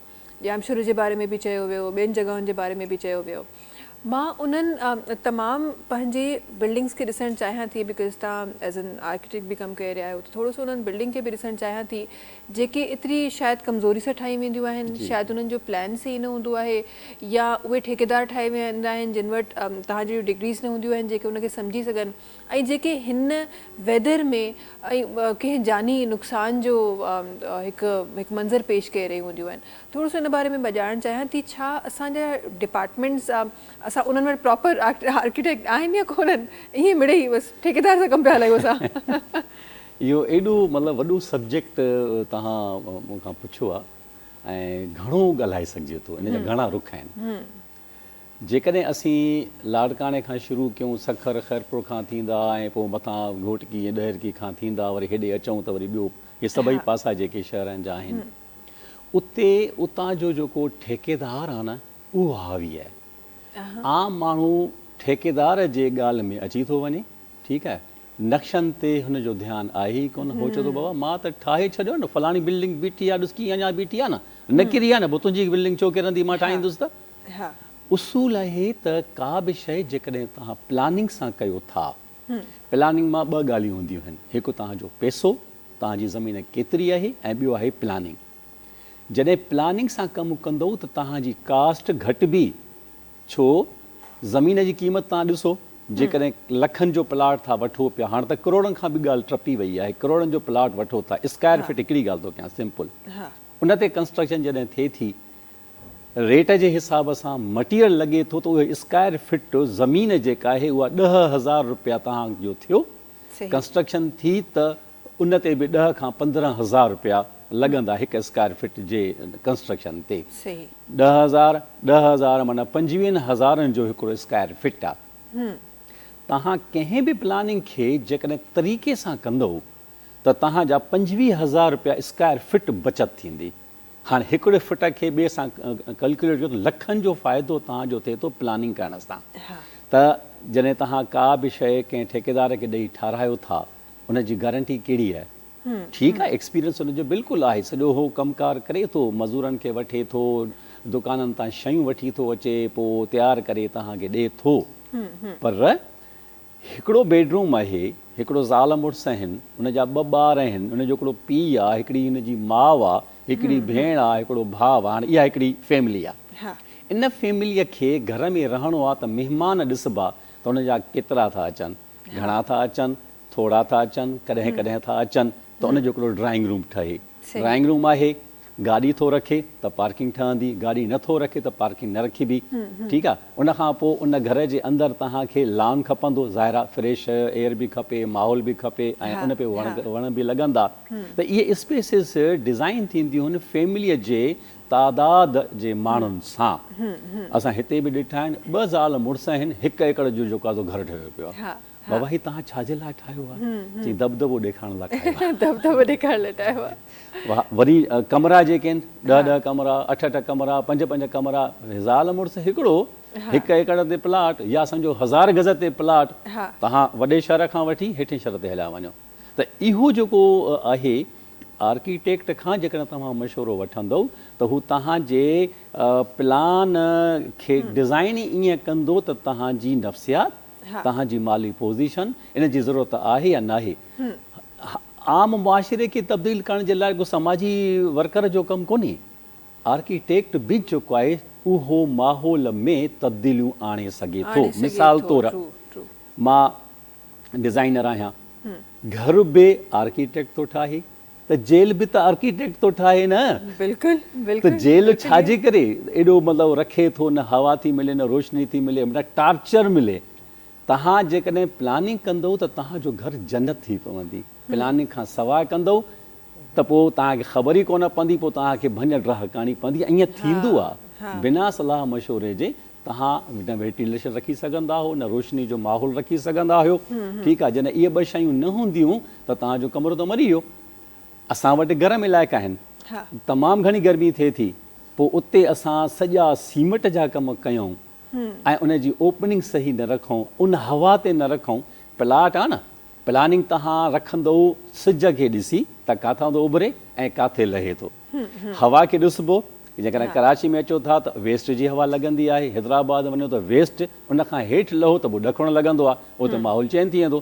तव्हां कापी नक्शा कंप्यूटर तां कढो था ऑनलाइन त बाबा हीउ नक्शो मूंखे वणियो आहे, त मुंहिंजा साईं हो नक्शो जेको आहे हुननि पंहिंजे माहौल, पंहिंजे उत्तर ऐं ॾखण खे ॾिसी करे डिज़ाइन कयो आहे, त तव्हां उनखे नकल छो था कयो? तव्हां कंहिं सही माण्हू वटि वञो, उनखां प्लानिंग करायो, तव्हांखे फ़ाइदो ॾींदो। हा, कुझु ड्राफ्ट्समैन थी आर्किटेक्ट थी विया आहिनि, कुझु तजुर्बे जे बुनियाद ते आर्किटेक्ट थी विया आहिनि, के पढ़ी लिखी थी विया आहिनि। जेको पढ़ी लिखी अचे थो कंहिं यूनिवर्सिटीअ मां ऐं हुन खां तव्हां डिज़ाइन करायो था पंहिंजो घरु, त उहो घरु तव्हांखे रहण जे क़ाबिल मिलंदो, सुकून मिलंदो, जेतिरा फ़र्द आहिनि उन जे लाइ क़ाबिल क़बूल हूंदो। सही, इहा ई ॻाल्हि आहे। सही। अच्छा, इन सां गॾोगॾु हिकु ॿियो जेको साइट जीअं तव्हां चओ त खोड़ सारा साइट्स आहिनि, उन सां गॾु हिकिड़ो ॿियो जेको साइट असां वटि सेफ्टी जो बि ख़्यालु कोन कयो वेंदो आहे. असां वटि ॾिठो इहो वेंदो आहे त हिकिड़ी बिल्डिंग आहे, उनजो एरिया ॾाढो नंढो आहे पर वॾी उहा बिल्डिंग ठाहे छॾी आहे, त ज़ाहिर आहे उहा सेफ न आहे. जेके असांखे डिफरेंट टाइम्स ते कॾहिं बारिशुनि में, कॾहिं सैलाबनि में, कॾहिं असांखे ज़िलज़िलनि में उहे बिल्डिंगूं किरंदे नज़र ईंदियूं आहिनि. उन जॻह ते हिकु सही आर्किटेक्ट जो छा कमु आहे, ऐं उहे अॼु मतिलबु काफ़ियुनि जॻहुनि ते असांखे उहे मिलिया न आहिनि, असांखे नज़र आया न आहिनि. इन जे बारे में थोरो ॼाणणु चाहियां. सर हीअ महेश ॻाल्हि इहा आहे त आर्किटेक्चर सेखारींदी आहे उहा साइंस ऐं आर्ट जो मतिलबु कॉम्बिनेशन आहे. आर्ट बि आहे ऐं साइंस बि आहे. कंस्ट्रक्शन जेका उहा साइंस थी वञे, क्रिएशन जेका उहा आर्ट थी वञे. आर्ट चइबो ई उनखे आहे जंहिंमें ॿियनि जो भलो थी वञे, तव्हांखे आर्ट अचे. जेसिताईं ज़िलज़िलनि जो तालुक़ु आहे त जिन इलाइक़नि में ज़िलज़िला थियनि था त उते उनजी वर्ल्ड ओवर जेका कंस्ट्रक्शन ॿी थींदी आहे. ठीकु आहे. जिथे दरियाई आहिनि, जिथे ज़मीन असांजी सिर्फ़ु चीकी मिटीअ जी आहे, माना ॻोठनि जे भरिसां जेके शहर वधनि था या शहरनि खां पोइ ॻोठनि तरफ़ जेको आहे आबादी वधे थी, त इन जे पसगिरदाई में त रुॻो फसल हूंदा हुआ. उते मुसलसिल पाणीअ सां फसल जेके पैदा थींदा हुआ. हाणे तव्हां शहर खां ॿाहिरि उन जे भरिसां जेकॾहिं कॉलोनी तव्हां ठाहे छॾी त कॉलोनी जी बि प्लानिंग कान्हे. ठीकु आहे. बसि उहो ईअं जेको टुकड़ो ज़मीन जो आहे उनखे लीका विझी करे हुनखे पंहिंजा प्लाट वधि खां वधि जेके खपाइणा आहिनि त ताकी मूंखे 5 रुपया वधीक मिली वञनि. हाणे ॻाल्हि रही ज़िलज़िले जी, ज़मीन जी सख़्तीअ जी. ज़मीन जेकॾहिं उन जी मिसाल हिकिड़ी दरगाह हाणे मूंखे नक्शो मिलियो ऐं करोंडी वारे साइड ते, त हाणे ठेकेदार हुते उन जे मथां एतिरा हावी आहिनि त मूं सॼियूं ड्राइंगूं तयारु करे हर शइ उन में ॾेई छॾी.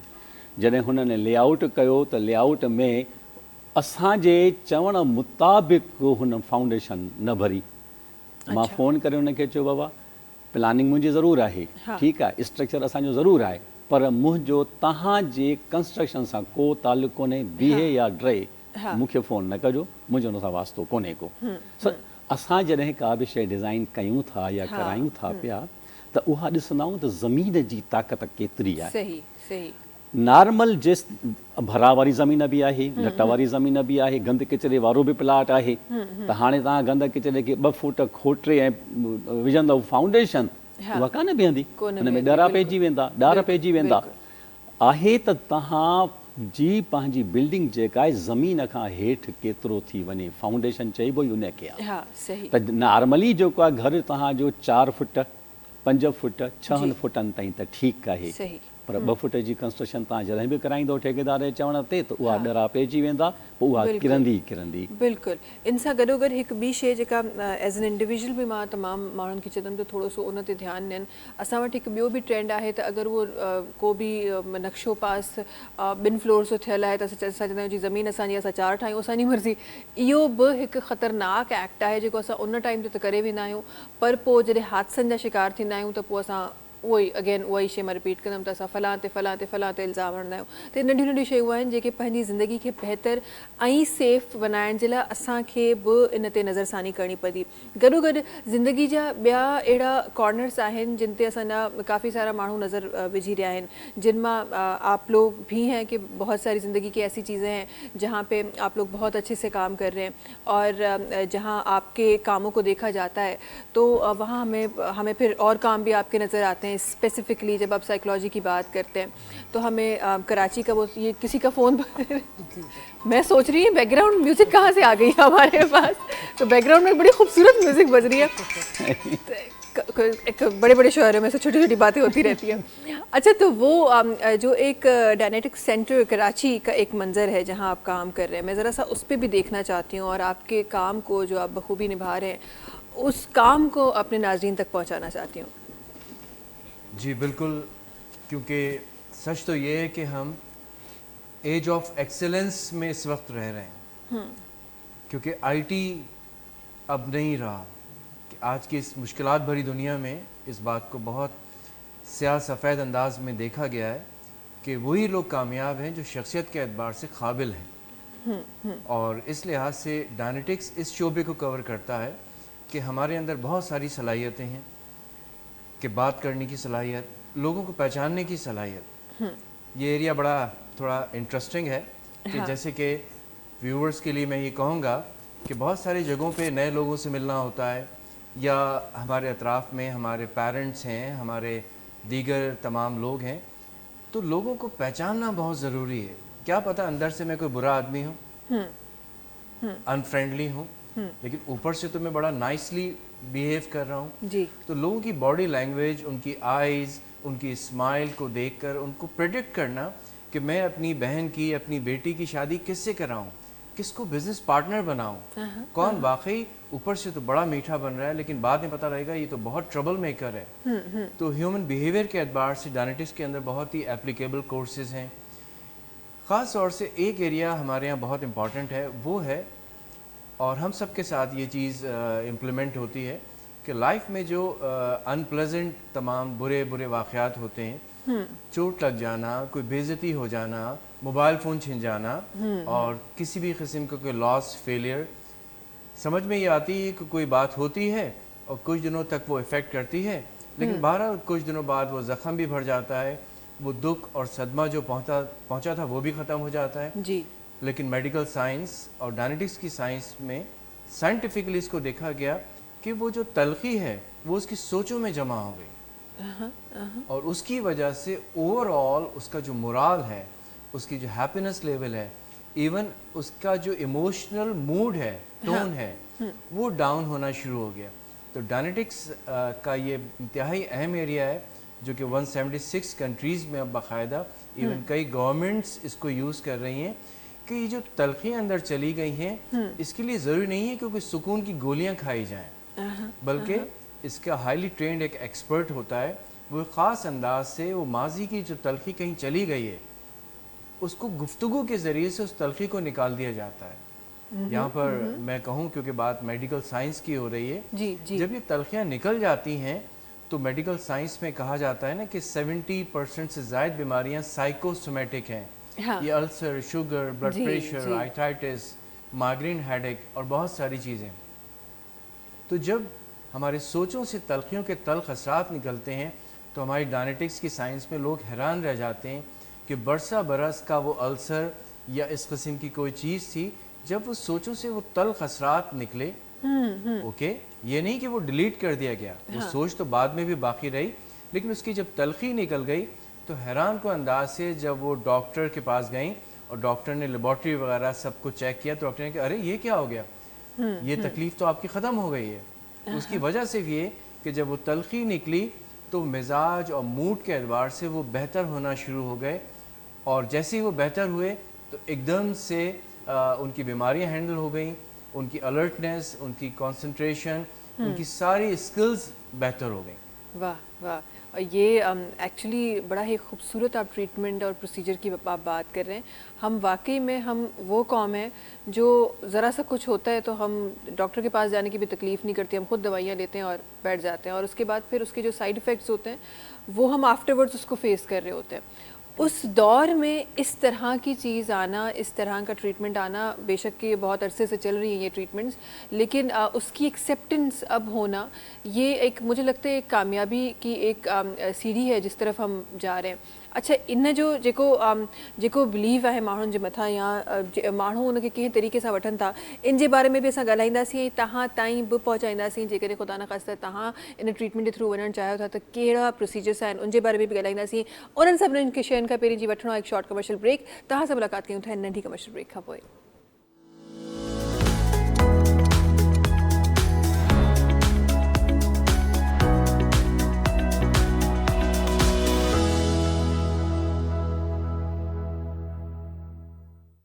कॾहिं कॾहिं मां कुझु ॻाल्हियूं अहिड़ियूं ॿुधंदी आहियां जंहिंजे बारे में मां सोचींदी आहियां त अगरि हिनखे हीअं करे छॾिजे त छा थिए, अगरि हुनखे हूअं करे छॾे त छा थिए. ईअं अक्सर सभिनी सां थींदो आहे. असां घर में बि ईअं कंदा आहियूं. किथे का ॻाल्हि स्पेसिफिकली असांजूं जेके औरतूं आहिनि जेके ड्रामा ॾिसंदियूं आहिनि उन्हनि खे इहा ख़बर बि हूंदी आहे त हीअ सॼो ई ड्रामो आहे, हीअ का रियलिटी न आहे, वरी बि चई रहियूं आहिनि त यार हीअं छो थी करे छॾे, यार हूअं छो थी करे छॾे. ईअं ई जॾहिं जनाब ॻाल्हाए रहिया हुआ ऐं सभु जॾहिं ॿुधाए रहिया हुआ त हीअं करे असां का रिश्तो थो अचे उन जे बारे में अहिड़ी का ट्रेनिंग्स, असां मतिलबु पोइ इहा सियासत में बि इहा ट्रेनिंग शामिलु कयूं त कीअं रहंदो, छा ख़्यालु आहे? सियासत में बि इहा ट्रेनिंग अची वञे, मतिलबु कहिड़ो प्राइम मिनिस्टर सही, कहिड़ो प्रेसिडेंट सही रहंदो?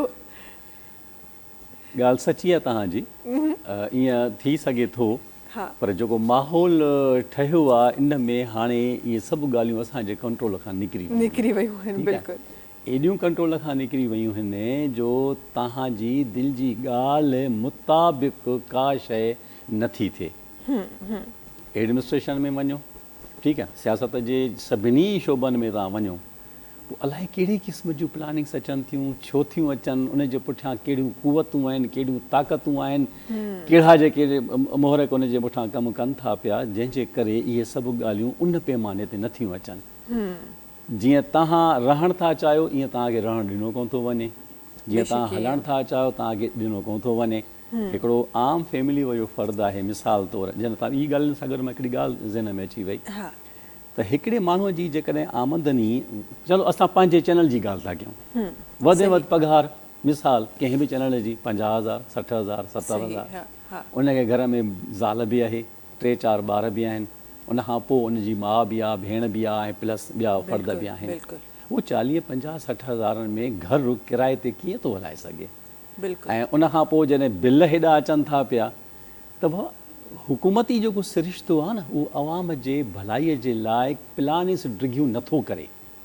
प्लानिंग्स थींदियूं आहिनि, हर शइ जी प्लानिंग थींदी आहे। असांजो प्रोग्राम शुरू थींदो, पहिरियों 5-6 मीटिंग्स थींदियूं, हीअं प्रोग्राम हूंदो, हीअं कंदासूं, हेॾे वेंदासूं, उनजो हेतिरो ख़र्चो ईंदो। त सॼे पाकिस्तान खे तव्हां केर बि माण्हू हलाइनि था, असां सम्झो पिया इशारे में ॻाल्हि थो कयां पियो, त उहे तव्हां हिन माण्हुनि खे कहिड़ी आसानी ॾिनी आहे? तव्हांजो मज़हब थो चवे कंहिंजी दिलि न ॾुखायो, तव्हांजो मज़हब थो चए कंहिंजो नुक़सानु न थिए, तव्हांजो असांजो मज़हब माना तव्हांजो असांजो मज़हब थो चवे त ज़ख़्मनि ते मरहम रखो, पर ज़ख़्मनि खे जेको आहे सो वधायो न छुरियूं हणी करे। ॾींहों ॾींहुं सूरत हाल इहा थी वई आहे ऐं थींदी पई वञे। त हिकिड़ो आम माण्हू हिन वक़्तु उनजो पूरे पाकिस्तान में सर्वाइव करणु ॾाढो ॾुखियो आहे। थर जो छोकिरो जेको आहे, मूं कोमरीअ में उते जेको आहे सो कमु कंदे ॾिठो, बाबा तूं हिते कीअं पहुतो आहे? चई बा हुते बुख था मरूं पिया, हिते माण्हुनि जो सामान ढोए ॾेई करे जेको आहे 5 रुपया मिलनि था, बचायूं बि था ऐं वरी घर बि मोकिलियूं था पिया। सियालकोट मां हमरा थो अचे, हिते कमु करणु अची थो वञे, बाबा तूं हुते छॾे, चई हुते मूंखे रोज़गार नथो मिले, मां हिते इन करे आयो आहियां। हीअ सिटी जेका इंटरनेशनल सिटी आहे, हिन में हर शइ मिली थी वञे पई। त असां मुआशिरे खे उन लिहाज़ खां कंहिं प्लानिंग तहत नथा हलायूं। अॻे लीडर हूंदा हुआ न, क़ौमुनि जा भरजल हूंदा हुआ, उहे लीडर जेके हूंदा हुआ अहिड़ियूं प्लानिंग्स कराईंदा हुआ। हाणे कमर्शियल माण्हू तव्हां हुकूमतनि में विहारे छॾिया आहिनि, बिज़नेस वारा माण्हू तव्हां विहारे छॾिया आहिनि, अरबपति खरबपति हिन जा सॼा सिलसिला थियनि था। उहो मुंहिंजे लाइ तुंहिंजे लाइ केरु सोचींदो? सोचनि ई कोन था न। हुनखे सिर्फ़ु पंहिंजो अकाउंट जेको आहे, इशारे में ॻाल्हि थो कयां, सम्झण वारा सम्झी विया हूंदा त बाबा आम माण्हू जो अकाउंट ख़ाली आहे। ही जंहिं कुर्सी ते आहे सभु तव्हां वेठा आहियो, हिनखे प्राइम मिनिस्टर जी कुर्सी ठाहिजे, कहिड़ो क़दम पहिरियों खणंदो तव्हां? महसूस कयो न, अहिड़ी हूंदी आहे, थोरो मटीरियल सुठो हूंदो, बसि असांखे थोरो सस्तो मटीरियल। बिल्कुलु इहो ख़्यालु त मां करे सघां थो, पर हिन पाकिस्तान में इहो मुमकिन बि अथव। मोहम्मद ख़ान जुणे जहिड़ो बि वज़ीर आज़म थी सघे थो, इन खां पोइ 2-3 ॿिया नाला बि जेके वज़ीर आज़म थी सघनि था, त मूंखे बि उमेद आहे त थी सघे थो। ॿिया नाला थिया बि आहिनि, ईअं आहे छा? इलाही माण्हू आहिनि जेके क़ाबिल न आहिनि पर विहारिया वञनि था। हिते त गुॾा था विहारिया वञनि न, हे गुॾा विहारा था वञनि, पपेट विहारा था वञनि पिया, उनखे हलायो थो वञे। ताक़त कुवत कंहिं ॿिए वटि आहे, ठीकु आहे न। ज़ाहिर आहे सम्झण वारा सम्झंदा। तव्हां मूंखे जेकॾहिं प्राइम मिनिस्टर विहारे छॾियो आहे त मां उन कुर्सीअ ते क़ाबिल न आहियां, छो त मुंहिंजी हिकिड़ी पंहिंजी डिग्निटी आहे, मुंहिंजी हिकिड़ी पंहिंजी तालीम तरबियत ऐं तजुर्बो आहे, जंहिंजो कमु आहे क़ौम खे सुधारणु। यार उन्हनि खे त विहारियो न, उन्हनि खे त ॻोल्हे अचो न जेको क़ौमुनि खे सुधारे संवारे उन जे मुस्तक़बिल। तव्हां 5 सालनि जी प्लानिंग कयो था, 2.5 साल में तव्हां हलिया वियो, उहो सभु प्लानिंग जेके से हली वियूं गटर में या डस्टबिन में। पर ॿियनि मुल्कनि में ईअं न आहे, प्लानिंग थिए थी न, का बि कंहिं बि क़िस्म जी 5 सालनि जी प्लानिंग आहे, भली माण्हू हलियो वञे ॿियो अचे, पर उहा प्लानिंग 5 साल जी, छाकाणि त असेंबलीअ मां मंज़ूर थियल आहे। बजट पाकिस्तान जी आवाम जो पैसो आहे, उनखे लॻे थो पियो आवाम जो पैसो हुते लॻणो आहे, उनखे ज़ाया छो था कयो? हिते तव्हां कराची में न, पर पूरे पाकिस्तान में ॻाल्हि कयूं था त अरबा रुपयनि जा तव्हां वटि प्रोजेक्ट आहिनि, मींहुं थो पवे त उहो लुड़ी थो वञे। त इहे जेके डिघी सोच वारा क़ौम खे मथे वठी वञनि, मां सम्झां थो त इन नुक़्ते ते अचणु घुरिजे त असां पाकिस्तान खे फ़ाइदो केतिरो ॾिनो आहे या असां पाकिस्तान खे नुक़सानु केतिरो पहुचायो आहे। जंहिं नुक़सानु पहुचायो आहे त उनखे त पकड़ियो न बाबा, तुंहिंजे हुजण सां या तव्हांजे हुजण सां पाकिस्तान तरक़ी त कान कई, तव्हांखे त तरक़ी करणी ही, छो न तरक़ी तव्हां कई? नुक़सानु तव्हां ॾींहों ॾींहुं नुक़सानु ॾियो था। मींहुं थो पवे, रोड विया, मींहुं थो पवे, डोनेशन जेका आयल आहे जेको उहा हली थी वञे, लुड़ी थी वञे, ॼणो हुनखे मींहुं पइजी वियो, समुंड खे गिड़काए वियो। ठीकु आहे, अहिड़े क़िस्म जूं घणियूं शयूं हिते जेके आहिनि उहो मथां खां वठी हेठि ताईं अचिणो आहे। पोइ आम माण्हू जेको आहे छा थो चवे, आम माण्हू चए थो भई यार वॾा ईअं कनि था, पोइ असां कयो त कहिड़ो फ़र्क़ु पियो, पोइ उहो बि उन में अची थो वञे। जीअं अदा ने ॻाल्हि कई न त जॾहिं बि इंसानु कुझु सोचे थो उहो थी थो वञे, नथो सोचे त बि थी थो वञे, सोचे थो त पाण थो सोचे, नथो सोचे त ॿियो करे थो वञे, ॿियो करे थो वञे तव्हांखे मारे थो छॾे पियो। बिल्कुलु बिल्कुलु। ऐं इन इहा एक्चुअली इहा उहा बहस आहे जंहिंजी कुंड कुच में वञी बि अगरि ॻाल्हाइजे न त तॾहिं बि कान का अहिड़ी ॻाल्हि ज़रूरु निकिरंदी जेका दिलि ॾुखाईंदी। इहा वाक़ई हक़ीक़त ॻाल्हि आहे। अच्छा जी, प्रोग्राम खे अॻियां वधाईंदे मां उन ॻाल्हियुनि जी तरफ़ वञणु चाहियां थी जेके असां ब्रेक ते वञण खां पहिरीं कुझु ॻाल्हियूं करे रहियासीं। आपकी तरफ आना चाहती हूँ और ज़रा सा मैं जानना चाहती हूँ कि हम जब किसी ट्रीटमेंट की, किसी ट्रेनिंग की बात करते हैं तो सबसे पहले जब भी माशरे में कोई भी ऐसी ट्रीटमेंट आती है जिसको काफ़ी अरसे से ये ट्रीटमेंट चल रही है, लेकिन इसका अब लोगों तक पहुंचना, लोगों तक इजी एक्सेसिबिलिटी होना इस ट्रीटमेंट की, ज़रा सा मैं जानना चाहती हूँ आपसे कि कितने लोग हैं जो इन चीज़ों पे, कभी कभार हमारे पास ये भी होता है ना कि लोगों तक पहुंचाना तो शायद हमारे हाथ में होता है, लेकिन लोगों का उस पर बिलीव आना बड़ा मुश्किल एक अमल होता है। तो कितनी हद तक आप समझते हैं कि हमारे जो लोग हैं वो फला चीज़ों से डाइवर्ट होकर इस तरफ आ रहे हैं? देखिए, अच्छी बात ये है कि पाकिस्तान में आजकल जो अवाम है वो अपने मसलों का हल तलाश कर रही है। हर शख्स अपने मसले का हल तलाश कर रहे हैं। जैसे वेस्ट में लोग मादी चीज़ों में ज़्यादा फंसे हुए हैं, इतना नहीं है अभी, है हम भी जा रहे हैं उस तरफ काफ़ी हद तक, लेकिन हम चाहते हैं बेहतर हुआ जाए, अपने आप को बेहतर करें। तो हम जब अपनी टेक्नोलॉजी के बारे में किसी को भी बताते हैं तो हमें हमेशा बहुत अच्छा रिस्पॉन्स मिलता है, क्योंकि हर शख्स चाहता है कि वो अपनी प्रॉब्लम से निकले। हमारी जो टेक्नोलॉजी है डायनेटिक्स और साइंटोलॉजी की, उसमें जैसे परवेज साहब ने भी कहा है कि एक खास मोटो है हमारा कि no matter what the problem is, something can be done about it. तो देखिए, प्रॉब्लम्स तो बहुत सारी हैं, पाकिस्तान में बेशुमार हैं, हर शख्स के साथ हैं। हम जितना उनको डिस्कस करेंगे प्रॉब्लम बेहतर नहीं होंगी, तो हमें उनका सोल्यूशन देखना होता है। तो हमारे पास बहुत ही प्रैक्टिकल सोल्यूशन है हर चीज़ को हैंडल करने का। बल्कि मैं आज आपके प्रोग्राम में एक चीज़ बताना भी चाहूँगी, ख़ास टेक्नोलॉजी हमारी, इसको असिस्ट कहा जाता है। आप देखें, आजकल बहुत सारे लोग हैं जो बीमार रहते हैं और वो दवाओं की तरफ बहुत ज़्यादा जाते हैं। जैसे आपने भी कहा, खुद से ले लेते हैं पेन किलर। पेन किलर तो यानी वो घर में जैसे टॉफियाँ पड़ी है इस तरह से हैं वो, ठीक है, जब दिल चाहा ले लिया। स्लीपिंग पिल्स लेते हैं लोग, ठीक है, और जो है माइग्रेन हेडेक बहुत कॉमन है लोगों के पास, बहुत कॉमन हो गया है। बिल्कुल। तो यानी मुझे तो याद पड़ता है कि मुझे काफ़ी सालों तक कभी हेडेक नहीं हुआ, और अब तो छोटे बच्चे जो 12-13 साल के, 14 साल के, वो लड़कियां, उनको हर दिन हेडेक रहता है तकरीबन। बिल्कुल बिल्कुल ऐसे ही, ठीक है, पढ़कर आते हैं, धूप से आते हैं तो सर में दर्द रहता है। तो हमारी जो टेक्नोलॉजी, इसको असिस्ट कहा जाता है, ये बहुत सिंपल से टूल्स है, सिमिलर टू फिजियोथेरेपी है, लेकिन टोटली डिफरेंट है। उससे क्या होता है कि बीमारियां और तकलीफें हैंडल होती हैं बगैर दवाइयों के, ठीक है। वो बेसिकली आपकी क्या होता है कि बॉडी से कम्युनिकेशन बहाल कर दी जाती है। हमारी बॉडी में कहीं दर्द हो रहा है, तकलीफ हो रही है, तो बेसिकली कम्युनिकेशन बहाल नहीं है, कम्युनिकेशन स्टक हो गई है यहाँ पर, ठीक है। यहाँ पर जैसे नर्व वेव्स हैं या इलेक्ट्रिसिटी है जो मूव करती है, वो मूव नहीं कर पा रही, तो वो यहाँ पर स्टक हो गई है। और जब वो सिंपल असिस्ट दी जाती है, टच थेरेपी होती है, कुछ नर्व असिस्ट होती है जो नर्व्स के लिए बेहतरीन है, तो उससे बीमारियाँ बेहतर होती हैं बहुत ज़्यादा। और ऐसी ऐसी बीमारियां आप यकीन करें कि जो लोगों ने कई सालों तक दवाइयां इस्तेमाल की, बेहतर नहीं, वो हैंडल हो गई। बल्कि हम जो है बहुत सारे डिजास्टर एरियाज में हेल्प करते हैं। हम डिफरेंट कंट्रीज भी जाते रहे। पिछले साल हम तुर्की में थे 2 महीने, जो वहाँ पर ज़लज़ला आया था, तो वहाँ पर हेल्प करने गए थे। उसके अलावा नेपाल, इंडोनेशिया, बहुत सारी कंट्रीज जाते हैं, लोगों की मदद करते हैं जहाँ पर भी डिजास्टर आता है।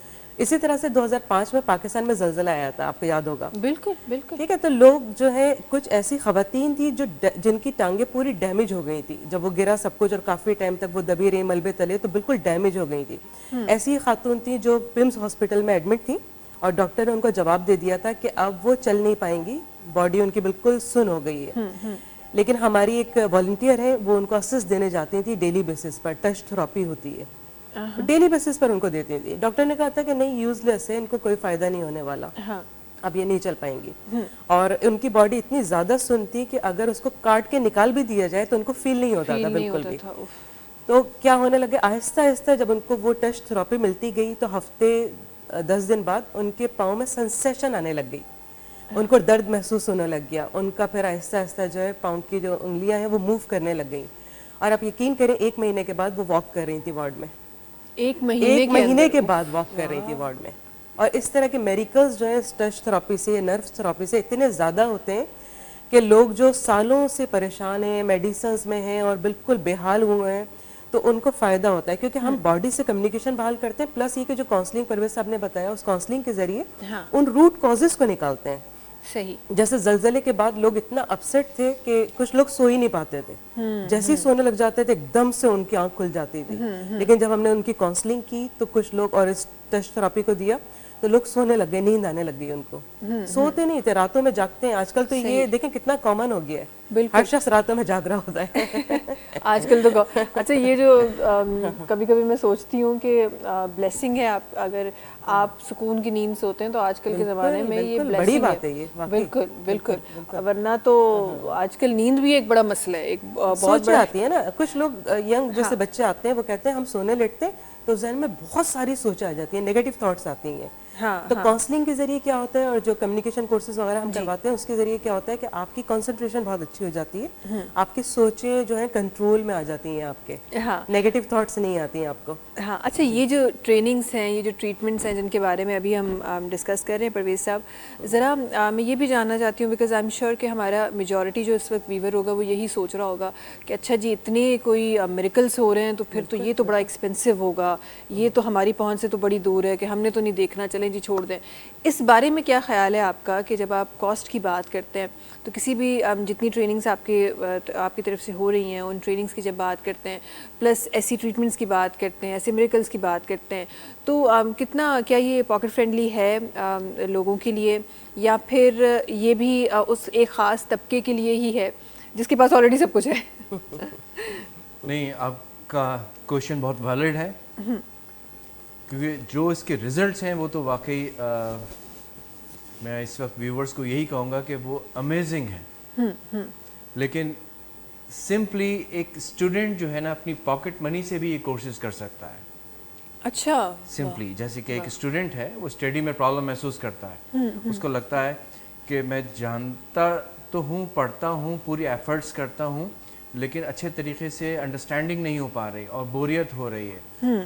2 घंटे पढ़ूंगा, 15 मिनट के बाद छोड़ देता है। तो इस तरह से वो कोर्सेज के अंदर जहाँ उसको एग्जैक्टली वो जो रूल्स वायलेट कर रहा है स्टडी के, एकदम से आगाह हो जाता है और आगाही के साथ साथ फिर उसको डूएबल सोल्यूशन मिलते हैं। तो ये जो तमाम प्रोग्राम्स हैं जो कि मैं कहूँगा कि कई मुल्कों में मैंने जैसे कि शुरू में कहा कि इसको यूज़ किया जा रहा है, इतना सही अंदाज से एक शख्स को उसके ब्लाइंड स्पॉट्स को ख़त्म कर देती है। अब उसे पता लगता है कि अच्छा मैं सही तरह से पढ़ पा रहा हूँ। और बहुत सारे मामला, तो ये एक्सपेंसिव नहीं है। सही, ज़बरदस्त। तो इसको हम ऐसा कहा जा सकता है कि मंथली ये आपको विद इन फ्यू थाउजेंड आपको कॉस्ट करेगी, कोई बहुत ज़्यादा कोई। ये नॉन प्रॉफिट ऑर्गेनाइजेशन है बेसिकली, कमर्शियल नहीं है हम। तो बहुत ही मामूली सी फीसेस में, जैसे आप समझें कि कोर्स एक फ्यू थाउजेंड्स का, वो जब तक कंप्लीट करवाया जाता है जब तक उसको रिजल्ट ना आ जाए। ये रिजल्ट ओरिएंटेड है, ऐसा नहीं कि आपको 1 मंथ की फीस ले लिया अब आपको अगले महीने दोबारा देना है, नहीं, एक ही दफ़ा फीस देनी होती है यूजुअली कोर्सेज की। मोस्टली काउंसलिंग की थोड़ी डिफरेंट होती है, लेकिन आपको जितना भी टाइम लग जाए जब तक आप रिटर्न में हमें नहीं देंगे कि आपको फ़ायदा हुआ है, आपका कॉन्फिडेंस इंप्रूव हुआ है, आपके स्टडी प्रॉब्लम्स जिसके नहीं आ पाए थे वो हैंडल हुई है, जब तक उसको कंप्लीट नहीं माना जाता। ज़बरदस्त भाई, ये तो ऐसी ऑर्गेनाइजेशंस तो मूंखे लगे तो ऐसे हर जगह ते हुजण खपन जेके यो थॉट प्रोसेस रखी कम कन ना। बिल्कुल ईअं हुजणु घुरिजे, पर जेकॾहिं मां हिन दोस्तनि जे साम्हूं पंहिंजो पाण खे पेश कयां त मां अॼु ॾींहं ताईं का बि गोरी इस्तेमालु न कई आहे। ज़बरदस्त। मूंखे त कंहिं काउंसलिंग कान कई आहे, मूंखे कंहिं बि क़िस्म जे ब्लड प्रेशर, दिमाग़ जो सूर, निंड, ऐं जंहिं तव्हां हाणे जेकॾहिं मूंखे 5 मिंट जेको रेस्ट ॾींदो त मां तव्हांखे निंड करे ॾेखारींदुसि। आप जैसे लोग बहुत कम पाए जाते हैं। तो मक़सदु आहे त आहे, इहा ॻाल्हि सही आहे। जॾहिं मुआशरे में अहिड़े क़िस्म जूं बुरायूं, ख़राबियूं, बेक़ाइदगियूं अची वयूं हुन तॾहिं त उन्हनि खे सुधारण जे लाइ अहिड़े क़िस्म जे इदारनि जी ज़रूरत पवे थी न। तव्हां पहिरियों पाण सां सचा त थियो, तव्हां पंहिंजो पाण सां ई सचा न आहियो त ज़ाहिर आहे पोइ तव्हां मसइलनि जो शिकार थींदव।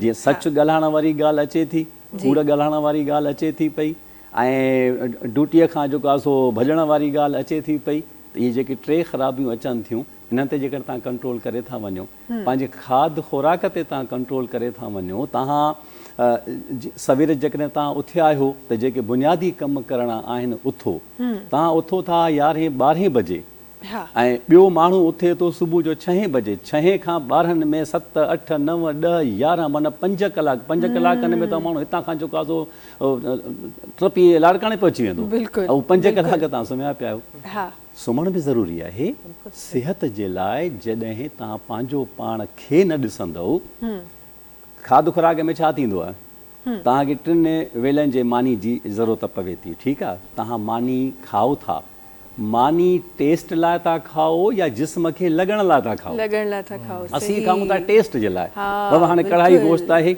इहो वठी आहे, फ्राई आहे, उहो खणी अच, नान खणी अच, ॿिया नान जेको असां खाऊं था उहो कणिक जे अटे जो त आहे, पर उहो कणिक जो अटो रहे नथो, छाकाणि त उन मां सॼी सूजी निकिरी थी वञे, उहो मैदो थी थो वञे, ऐं मैदे जी जेका मानी आहे ऐं उनखे वरी तेल मखे तव्हां खाओ था पराठो करे, इहो त मना आहे न, सिहत जे लाइ बिल्कुलु मना आहे।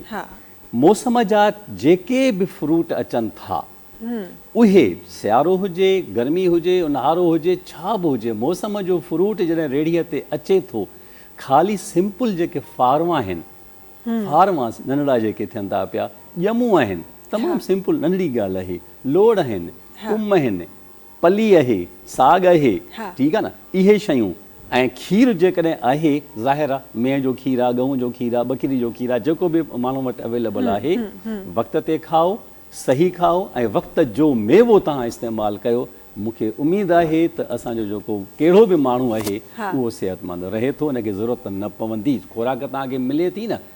इहे मेवा जेके आहिनि तव्हांजे ईंदड़ साल जी वैक्सीन आहिनि। हाणे अंब जेकॾहिं तव्हां हाणे वॾी सीज़न लॻी पई आहे, एॾो मिठो अंब आहे, सिंधुड़ी आहे, चौंसो आहे, ऐं प्लस ॿिया कमर्शियल जेके वैरायटियूं आहिनि, तव्हां खाओ त सही, कॾहिं खाइजे, कीअं खाइजे, इहो सबक़ु रुॻो हासिलु करिणो आहे। मेवो हासिलु करिणो आहे, मेवो तव्हां खाधो, तव्हां पाणी पीअंदो, तव्हांजे मुंहं में जेके आहिनि से फूकणा थी पवंदा। कंहिं बि मेवे जे मथां पाणी नाहे पीअणो। मानी खाओ था त अधु कलाकु पहिरियों पाणी पीओ, विच में 2-3 ढुक पीओ, आख़िर में ख़तमु थिए त पोइ पाणी न पीओ। असां ॾिसूं था मानी ख़तमु करण खां पोइ पूरो गिलास पाणी जो थी, बाबा हाणे मूं मानी खाधी आहे। बाबा असांजे सुनत में त इहो तरीक़ो ई कोन्हे। तव्हां सुनत ते हलो, तव्हां उन्हनि शयुनि ते हलो जेके शयूं तव्हांखे तव्हांजे लाइ फ़ाइदेमंद आहिनि, असां उन्हनि खां परे कयो आहे पाण खे। भला हाणे मुंहिंजी उमिरि जेकी आहे, जेकॾहिं मां नथो वॉक कयां, ठीकु आहे, न कई, पर ॿिया बि त तरीक़ा आहिनि न घर में वेही सभु कुझु करण जा। तव्हां पाण सां सॼण थींदो त नेचर तव्हांखे सपोर्ट कंदी, तव्हां पाण सां सॼण न थींदो, नेचर तव्हांखे सपोर्ट न कंदी, पोइ हीअ काउंसलिंग जी बि तव्हांखे ज़रूरत पइजी वेंदी, पोइ दवाउनि जी ज़रूरत पइजी वेंदी। अच्छा, हमेशह जेको यंग रहण वारी जेको सीक्रेट आहे न, उहो अॼु असां ॿुधाए छॾियो, ज़ाहिर थी वियो आहे, बिल्कुलु असांजे नाज़रीन ताईं पहुची वियो आहे त छो हीअ जेका जेको हिकु हमेशह खां जॾहिं बि ॾिठो आहे, हमेशह खां एक्टिव, हमेशह खां ॾाढा ज़बरदस्त, ॾाढा यंग जेके असांखे होस्ट नज़र ईंदा आहिनि, उनजे पोयां रीज़न ई हो। त इहे सॼियूं टिप्स जेके आहिनि उहे पाण वटि किथे लिखी छॾियो, किथे का न गंढ ॿधी छॾियो, त सुभाणे तव्हांखे भी कमु अचण वारियूं आहिनि। खैर जी, थैंक यू सो मच असां सां गॾु हुजण जे लाइ, खूबसूरत ॻाल्हियूं करण जे लाइ। आप दोनों का भी बहुत शुक्रिया हमारे प्रोग्राम में ज्वाइन करने के लिए, और बहुत सारी ऐसी इन्फॉर्मेशन जो आज की नौजवान की ज़रूरत है वो शामिल करने के लिए बहुत शुक्रिया आप दोनों का। अच्छा जी, इंशाल्लाह नाज़रीन वरी इंशाल्लाह सुभाणे तव्हां सां मुलाक़ात थींदी। तेसि ताईं जी पंहिंजो ख़्यालु रखिजो, असांखे दुआउनि में यादि रखिजो, वरी मिलंदासीं। तेसि ताईं अल्लाह हाफ़िज़।